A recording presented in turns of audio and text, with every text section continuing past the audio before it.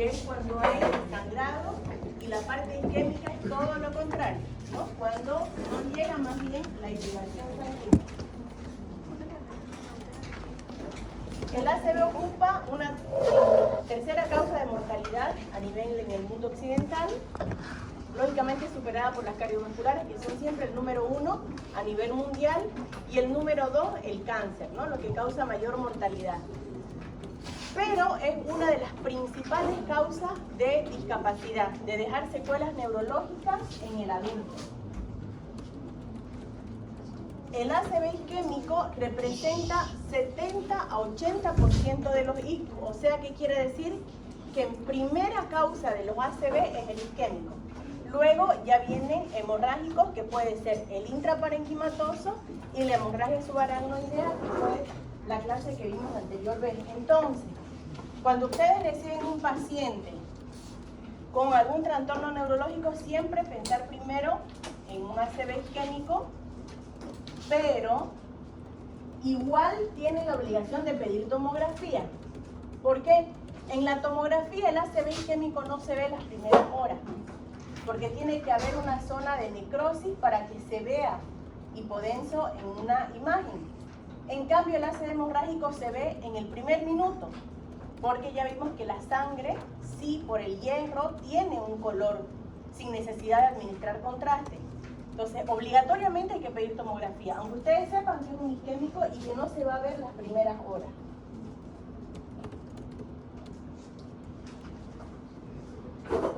¿Qué ven en esta tomografía?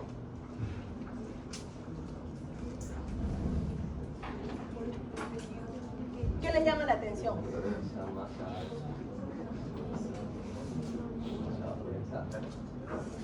¿Cuál? Esa masa hipodensa que está en el lóbulo. No es una masa porque no se vería blanca. No, esas son hipodensas. Un área hipodensa. ¿Derecha o izquierda? Derecha. Izquierda. Izquierda, acá. Pero no, en una ¿no? tomografía no está, este lado no sería derecho y este izquierdo. El paciente está acostado así, ¿no ves? Entonces sería derecho. Ya supongamos que esta es izquierda y esta es derecha. Izquierda, derecha. ¿Dónde entonces? Derecha. ¿Derecha? Ya me complicaron. A ver, a ustedes les llama la atención. ¿Qué les llama la atención? ¿Esto?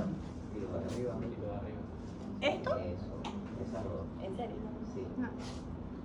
¿No les llama la atención esto? No sé, a mí me llama más la atención eso. ¿En serio? O sea, las áreas con menor Mierda. densidad. Ya, a ver. Esta es una tomografía normal. Sí, eso sí es normal. ¿Qué son estos? Los ventrículos. Esto. Parecen- No es una carita feliz. ¿Qué es esto? ¿Cómo están conformados los ventrículos? Laterales, ya. ¿Qué son estos? Ya, la fisura. Y este es el parénquima, ¿cierto? Ahora, fíjense acá. ¿Ven aquí la otra mitad de los ventrículos? No.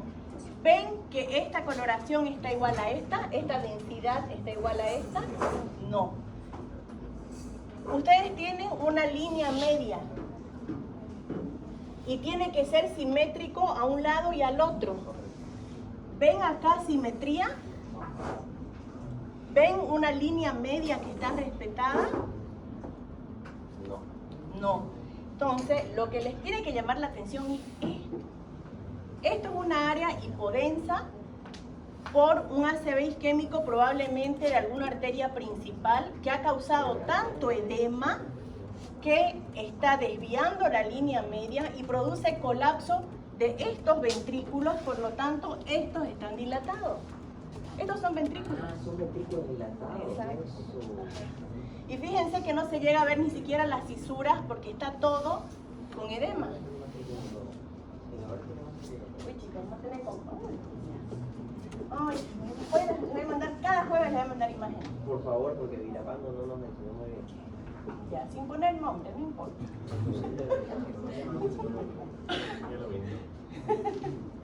Bien, igual no lo conozco. Así que no importa. No lo quiere conocer. Pero ya sé a quién no derivar, no mentira. Ya, entonces dijimos que la isquemia se produce por insuficiente aporte de sangre al sistema nervioso central. Entonces el ACV isquémico se define como cuando los síntomas tienen una duración de más de 24 horas. En cambio, el AIT, que es el isquémico transitorio, es cuando la falta de irrigación es menos. Por lo tanto, estos van a ser diferentes en cuanto a la sintomatología y a la recuperación de la secuela y del sensorio. Es lo que lo hace completamente diferente, a pesar que los dos son por isquemia. Etiología. Arteriosclerosis de grandes vasos. ¿Por qué? Porque estamos produciendo obstrucción. Cardioembólico, ¿por qué? Por fibrilación auricular, por un trombo que se formó debido a una fibrilación auricular que subió ¿Por dónde? ¿Por dónde sube? Por las carótidas, ¿no? Ya, entonces cardioembólico, arteriosclerótico de pequeños vasos, secundario a otras causas, puede ser vasculitis, puede ser tumores, otras causas, y de etiología incierta, que es cuando nunca sabemos qué pasó, ¿no? Entonces, esta diferencia es, por ejemplo, arteriosclerótico de gran vaso. ¿Cuál podrían decir gran vaso? La carótida, ¿no? Siempre cuando ustedes ven que un paciente de repente está con mucho colesterol o a veces con alteración del sensorio que después recupera, hay que pedir ecodoppler de las carótidas porque puede haber una estenosis. Y de pequeños vasos, exactamente, las arterias ya intracerebrales, ¿no? Esa tomografía que usted nos mostró parece de gran paso, ¿no? Sí, Parece sí, cerebral media. seguramente. Patogenia, entonces dijimos que es la interrupción del flujo cerebral, lógicamente va a alterar el metabolismo energético y va a haber daño a nivel de las membranas, ¿no? A los pocos minutos va a haber un insulto isquémico que induce la expresión de genes que codifican toda la liberación de toda la cascada inflamatoria y de radicales libres como citocina, quimiosinas, COX-2, factores de transcripción, que son los que van a producir el daño secundario, el edema, una vez que ya hay el corte del flujo. De manera precoz se activa la microglía, polimorfonucleares que atraviesan la barrera hematoencefálica para infiltrar el tejido isquémico y van a liberar las sustancias neurotóxicas que degradan la matriz, facilitan la formación de edema, que es el daño secundario. El primario es la falta de irrigación y el secundario es el que se va produciendo con toda esta cascada que se va liberando. Ahora, nosotros tenemos una zona isquémica que es donde hubo la falta de irrigación y el núcleo del infarto y después la zona alrededor que es el edema. Muchas veces el núcleo no se puede salvar, pero sí toda el área de penumbra que se llama, que es donde la irrigación está disminuida por el edema, pero que todavía hay tejido que se puede recuperar con un buen tratamiento, sobre todo precoz. En la anatomía patológica que vamos a ver necrosis. Siempre que hay isquemia, hay necrosis. Necrosis de las neuronas, la glía, de los vasos sanguíneos, de las fibras mielínicas y amielínicas. Esto, la necrosis de los vasos sanguíneos, es lo que puede hacer que un ACV isquémico se torne hemorrágico. ¿Por qué? Porque si hay necrosis de la pared de un vaso, lógicamente va a haber salida de sangre. Entonces, ese es el riesgo de que un isquémico se haga hemorrágico. Macroscópicamente, el infarto de pocas horas de evolución se ve como un área edematizada, hiperémica, blanda a la palpación, en lo que puede coexistir lesiones hemorrágicas, por lo que estamos diciendo, que puede haber un daño de la pared y el isquémico transformarse en hemorrágico. Por ejemplo, esto es sangre. Esto es sangre. Y fíjense lo que les decía yo en la anterior clase, cómo esa sangre pasó al ventrículo. Esta zona más oscura es edema.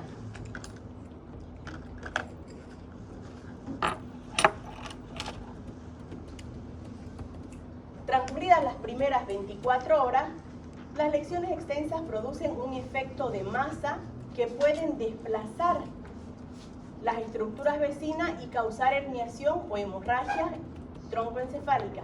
Fíjense acá, ustedes su línea imaginaria es esta, la línea media. ¿Cierto? ¿La ven o no la ven? Así. Pero fíjense cómo acá está desplazado. Entonces lo que tenemos es desviación de la línea media, esto es por edema, y lógicamente lo que puede producir acá, ¿qué estructura es esta?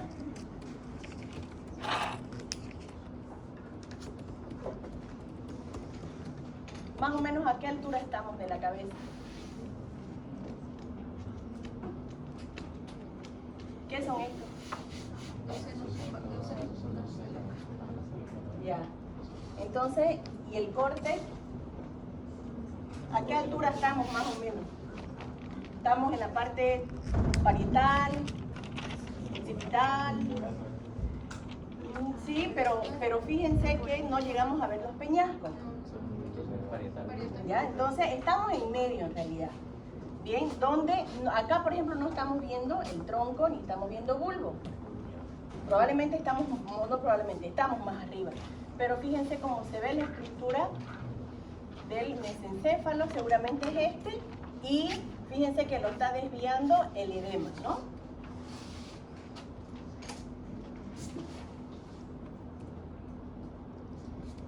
Bien, ahora, el AIT hemos dicho que es menos de 24 horas de duración.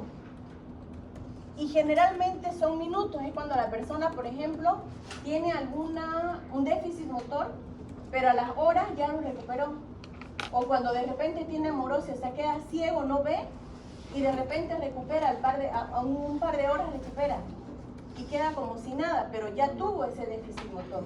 Eso es porque de repente un pequeño émbolo produjo la isquemia, se deshizo el émbolo y llegó a recuperar esa irrigación. Eso es AIT, por eso se llama accidente isquémico transitorio, porque hay recuperación completa en menos de 24 horas.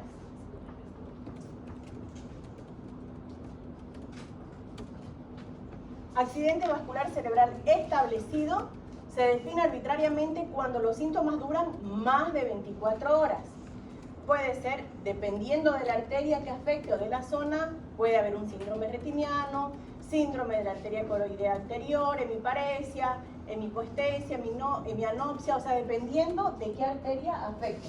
Pero para que ya sea establecido, más de 24 horas.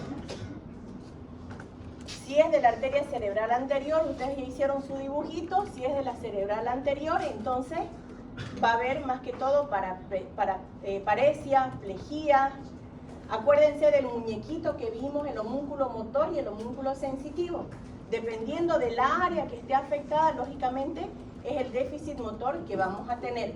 Sabemos que la parte frontal también tiene que ver con lo que es personalidad, con lo que es conducta, creatividad. Entonces, si estamos hablando de una arteria cerebral anterior, podemos tener toda esta sintomatología. Si hablamos de la arteria cerebral media, estamos hablando de la parte temporal y también parte un poco parietal.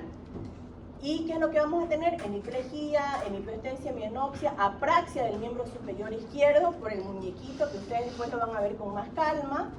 Desviación conjugada de la cabeza y los ojos hacia la izquierda. Síndrome hemisférico derecho completo, dependiendo si es derecho o izquierdo. Ustedes saben que la lesión es contralateral, ¿no? Si tienen la lesión en el cerebro a nivel derecho, la déficit motor va a ser izquierdo.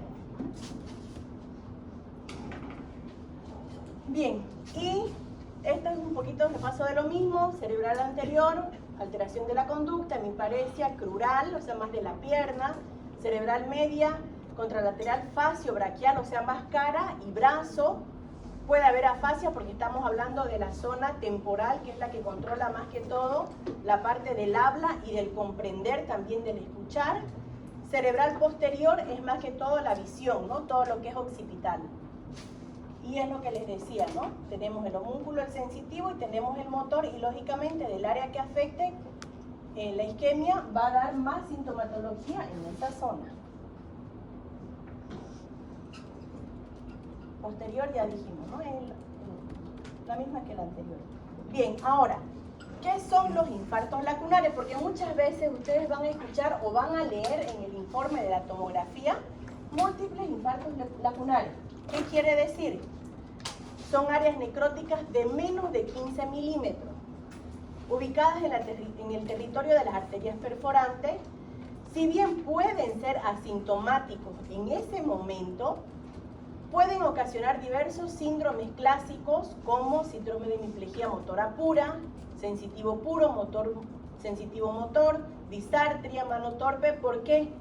Porque dependiendo del lugar donde se produzca, es lo que yo les decía la anterior vez, no es lo mismo en toda la parte parietal una zona de 15 milímetros de isquemia que en el tronco, en el bulbo o en la protuberancia, que es mucho más chiquitito y todos los haces están concentrados ahí, ¿cierto? Destacan por la preservación del nivel de conciencia, no producen convulsiones ni alteración neuropsicológica porque las lesiones son pequeñitas, pero sí a la larga pueden ser las causantes de una demencia senil, ¿no? Aquí que se ve.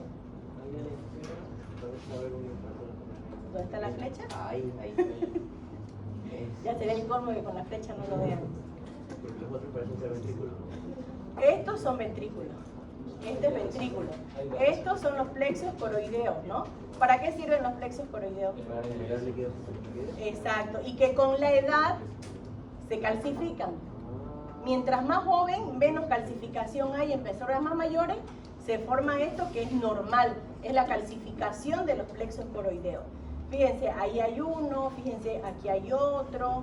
Y así en la tomografía se ven varias lesiones hipodensas que son los infartos lacunares. Bien, ahora, ¿cómo vamos a hacer el diagnóstico? Clínico, porque va a llegar el paciente con la lesión, tanto del ACV isquémico, del establecido como del AIT. Hay que descartar también otras entidades que puedan ser causantes de esa. No hay que conformarse con decir, ah, sí, un ACV isquémico, ¿qué lo produjo? ¿Por qué? Porque puede ser que esa causa produzca otro. Y eso es lo que nosotros tenemos que prevenir para causar menos discapacidad en las personas que lo producen, ¿no? ¿Y para eso se le da anticoagulantes? Depende de la causa. Si es cardioembólico y tiene un aneurisma en la aurícula, sí, porque si no va a seguir lanzando bombas, pues, ¿no?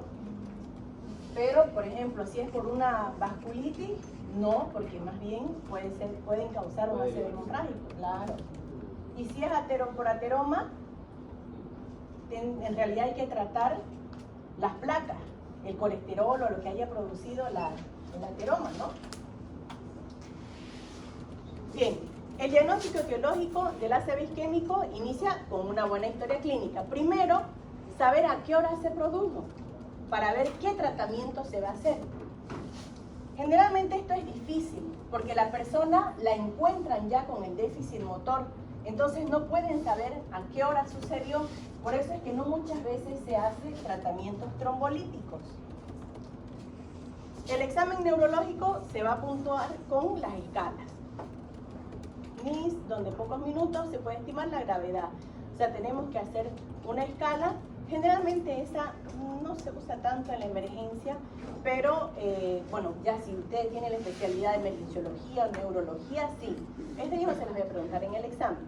¿Y la escala de Fisher? También, pero es más para especialistas. Bueno, en estas ustedes tienen que ver el nivel de conciencia, hacer preguntas para ver si responde o no adecuadamente, órdenes motoras, mirada, conjugada. Es más completa que el Glasgow, porque el Glasgow solamente tenemos, ¿cuántas cosas analizamos? Pero vaya, Exactamente, eso es más para trauma, para emergencia, en un paciente que llega con accidentes, no tanto para ACV, pero igual sirve. Igual sirve también para hacer la evolución del paciente en la recuperación de conciencia. Esta es más para ACV. ¿Bien? Ahora, déficit en el nivel de conciencia, desviación de la mirada, hemiplegia, afasia, irregularidad en el patrón respiratorio. Estos también suelen ser sugerentes de lesiones extensas, lesiones de arterias grandes. ¿Bien? Todo paciente precisa sin excepción una tomografía. Por más que haya recuperado la conciencia, necesita una tomografía.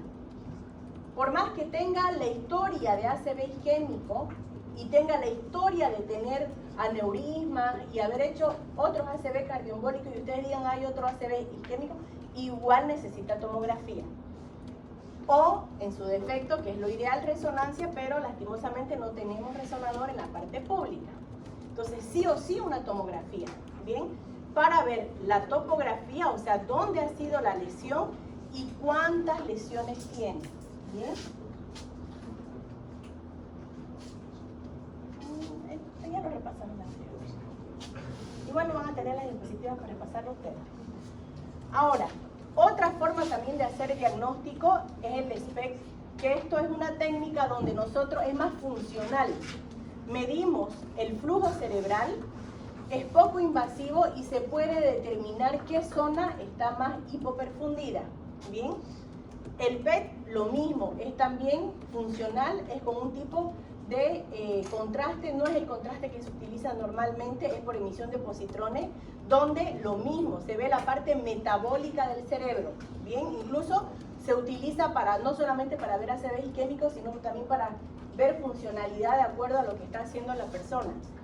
Y el ecodoppler, lo que les decía, esto nos va a mostrar si hay ateroma, nos va a mostrar cómo está el flujo, si es un 100%, un 70%, un 50%, o incluso cuando el paciente está en mal estado general, el ecodoppler transcraneal nos puede mostrar si hay muerte cerebral o no.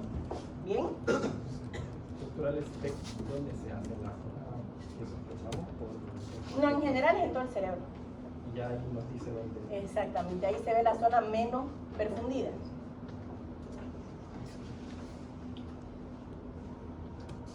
Ya, lo que les decía, el Doppler transcraneal, la angioresonancia o angiotomografía, estos están cada vez más reemplazando la arteriografía. ¿Cómo se hacía antes la arteriografía?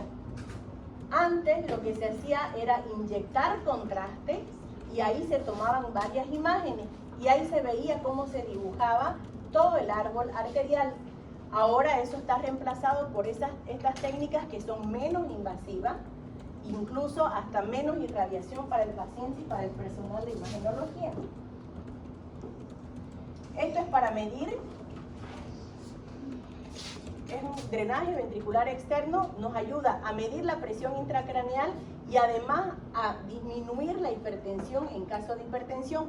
¿Por qué? Porque con este dispositivo lo que hacemos es derivar líquido cefalorraquídeo hacia abajo, bajando la presión intracraneal cuando hay mucho edema, ¿no?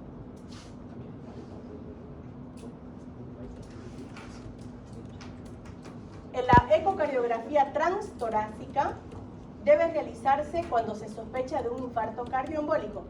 ¿Cuál es la diferencia entre un ecocardiograma externo, que ustedes seguramente han visto hacer, y la ecocardiografía transtorácica? Perdón, entre la transtorácica y la transesofágica. Transtorácica y transesofágica. Ajá. Uno es por el tórax y el otro es por el cerebro. Ya, pero ¿cómo? Sí, a través de algo muy parecido a un endoscopio se me hace. Exactamente. La transtorácica es la que comúnmente se hace donde se coloca en el esternón, en las costillas, como una ecografía abdominal, pero en el tórax. Y la transesofágica es como un transductor que va por adentro del esófago y es como una ecografía ginecológica externa y una transvaginal, más o menos así la comparación. Un poquito más burda, pero así.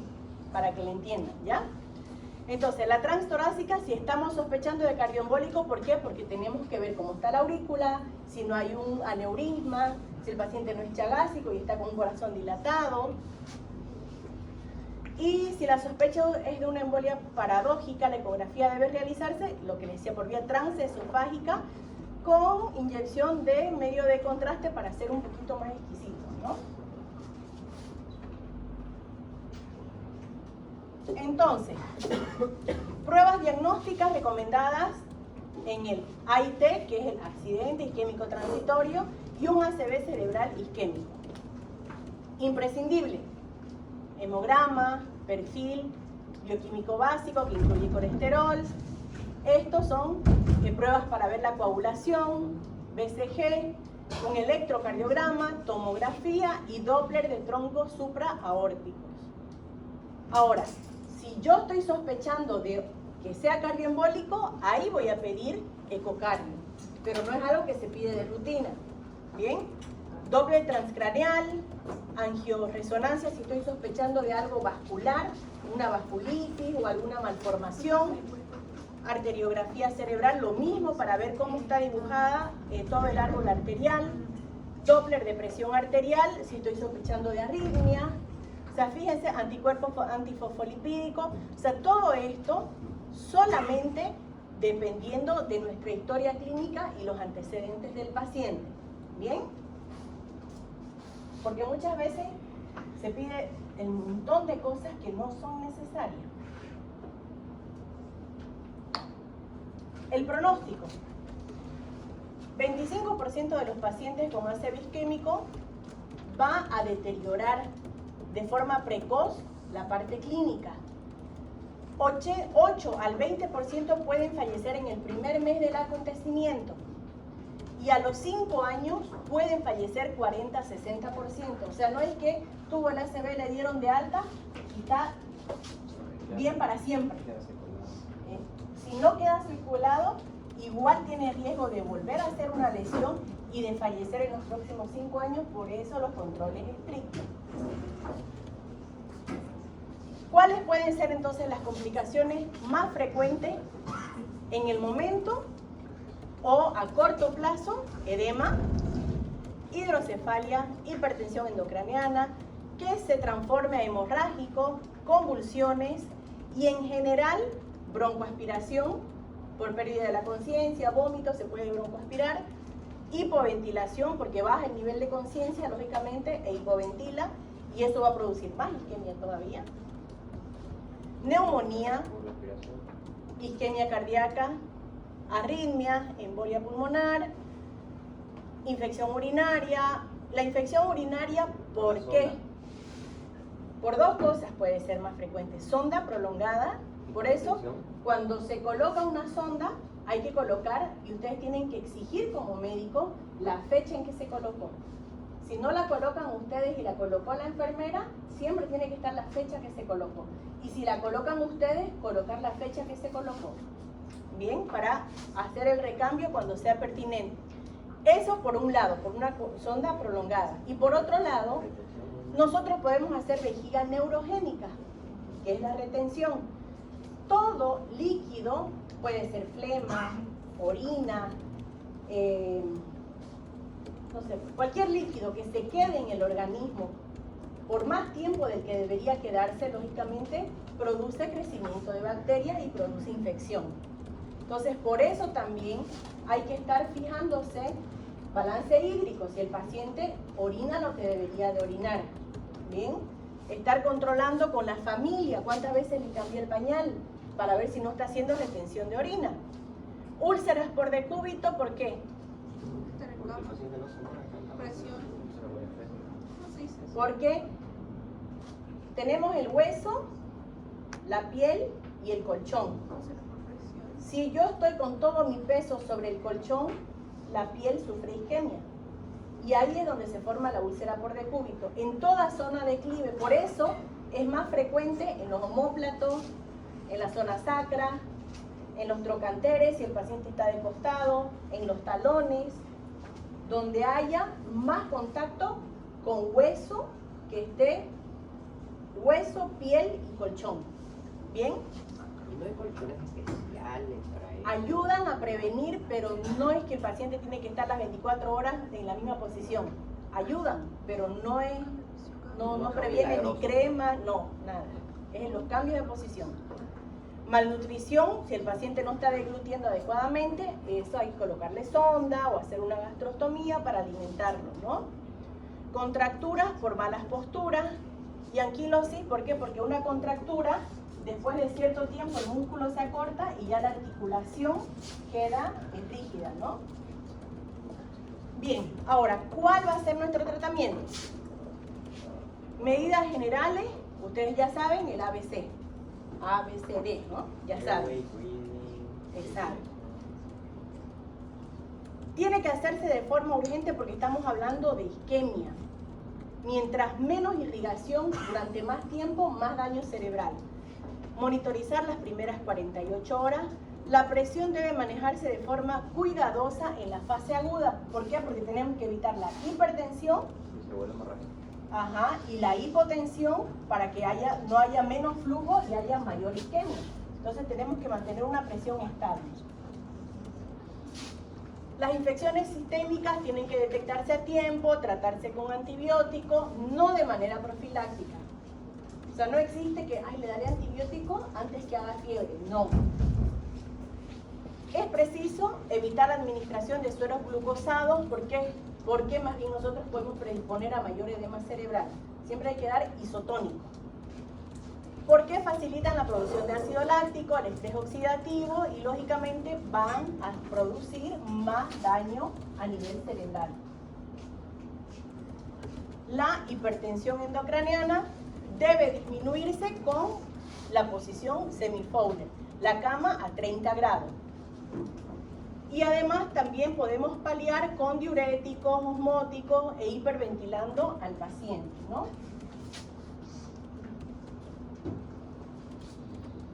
Lo que les hablaba, la trombólisis va a depender del tiempo que transcurrió entre la lesión y cuando ustedes lo vieron al paciente. Esto, el periodo de ventana es muy corto y lastimosamente tampoco no es una terapia. No es como colocar un suero, porque nosotros estamos colocando un medicamento que va a destruir el trombo, en el caso de que haya habido trombo, y lógicamente puede producir también hemorragia. Bien, entonces hay que tomarlo con mucho cuidado la aplicación de trombólisis en el ACV isquémico. Cirugía, ¿cuándo? Si estamos hablando de que hay una estenosis a nivel carotidia del más del 70%, porque lógicamente el suplemento, o sea, la irrigación, fíjense que va a ser menos del 70%. Hemicraniectomía descompresiva, cuando haya mucho edema cerebral, donde nosotros tenemos que sacar el cerebro para después volverlo a colocar cuando el edema disminuya, ¿no? Casos como ese hospital que hace esta medida con toda la hospitalización guarda el hueso. Eso es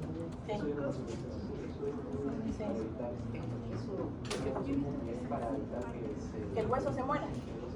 Claro. Entonces se está vascularizando dentro de... Claro, porque el peritoneo es súper vascularizado.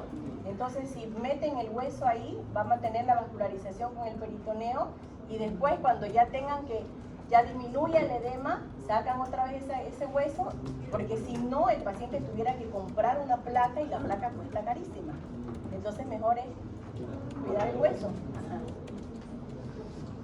Bien, y la profilaxis, ¿cuándo hablamos de profilaxis? Cuando nosotros hacemos un seguimiento regular del paciente y vemos que tiene riesgo de producir ACV por aumento del colesterol, porque vemos que tiene una enfermedad cardiovascular ya establecida, entonces justamente ahí tenemos que hacer el seguimiento para tratar de tener sus niveles bajos de colesterol y triglicéridos.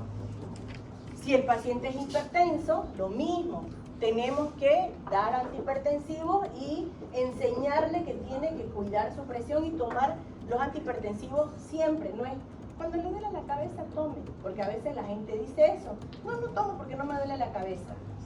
O sea, no necesita doler la cabeza. La presión es como la diabetes. Una vez que está instaurada, ya hay que controlar, no se cura, se controla. Ahora esto hay que corregirlo. Ahora se dice que tiene que estar de 120 a 80 para abajo.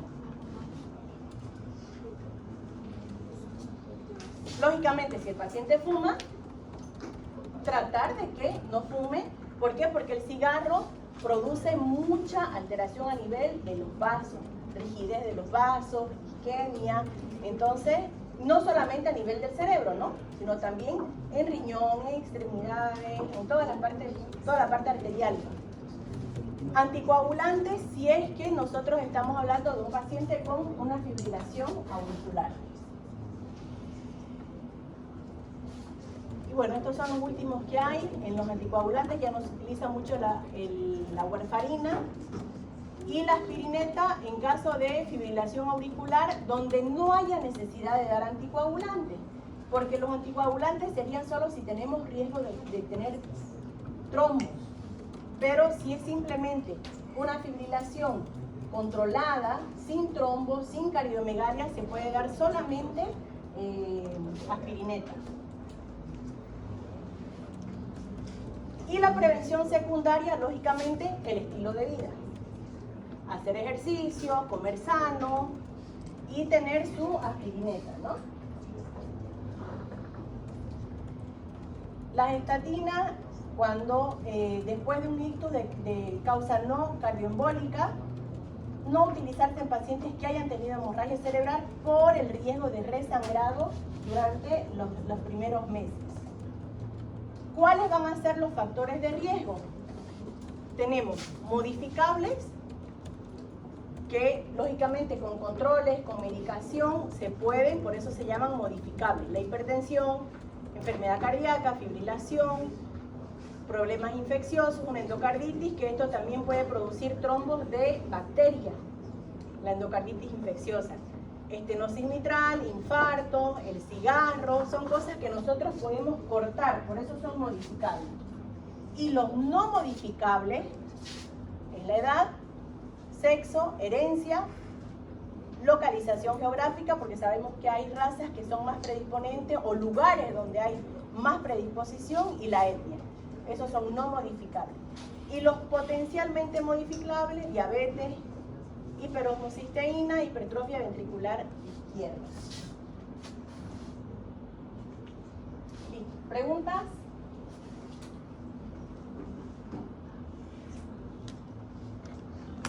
¿Ninguna?